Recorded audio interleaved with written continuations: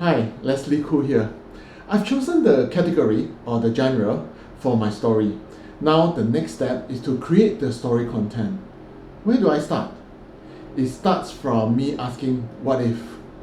What if the features, aspects, signatures and characteristics of an event or an entity are different from what we have been told, from what we have learned or from what we have read?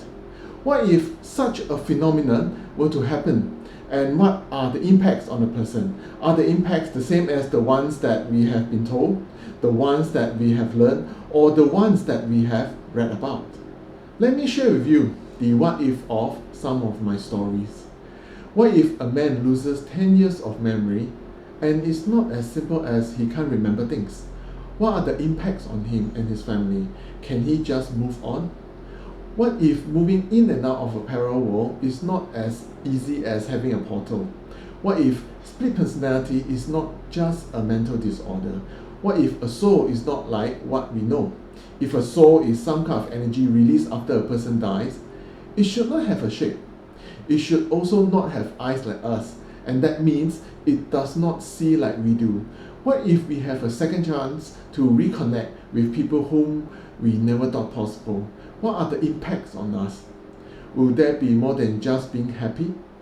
The what if gives me the starting point of my content.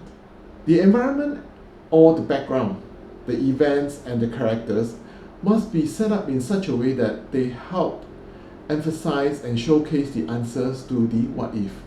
Let me give you some examples using my stories.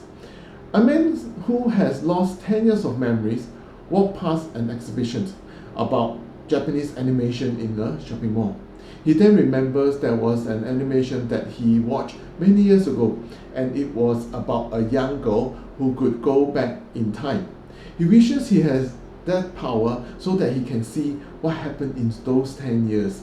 The background is the shopping mall being set up as a stage for the exhibition. The event is the Japanese animation exhibitions, and the animation is about a young girl who could travel back to the past. All this emphasize how much he wants to know about what happened in those 10 years, which he cannot remember. A simple Japanese animation exhibition can trigger that. Another example, a portal to a parallel world is opened in a university lab. The physicist, one of the leading characters, step into the portal. The environment is a university lab. The event is an open portal. The character is a physicist. So the environment, the event, and the training of the lead characters are what they are, so that the creation of the portals appears logical.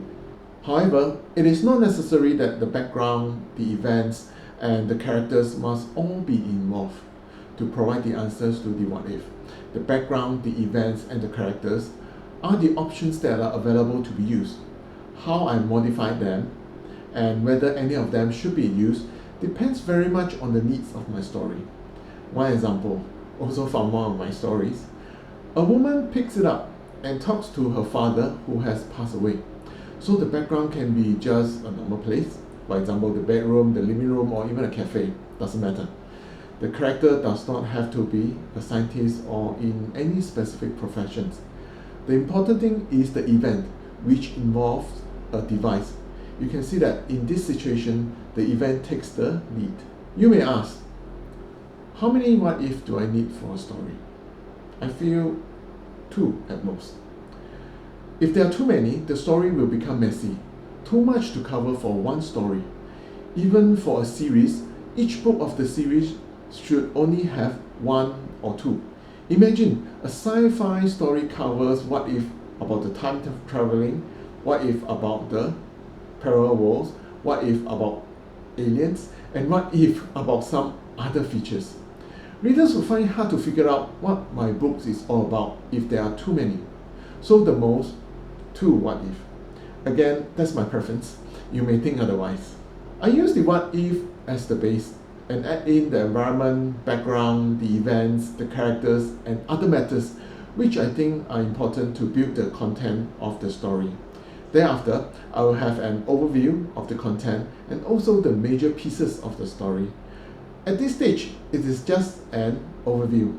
Still need to put in the links to join all these pieces together so that the story flows smoothly.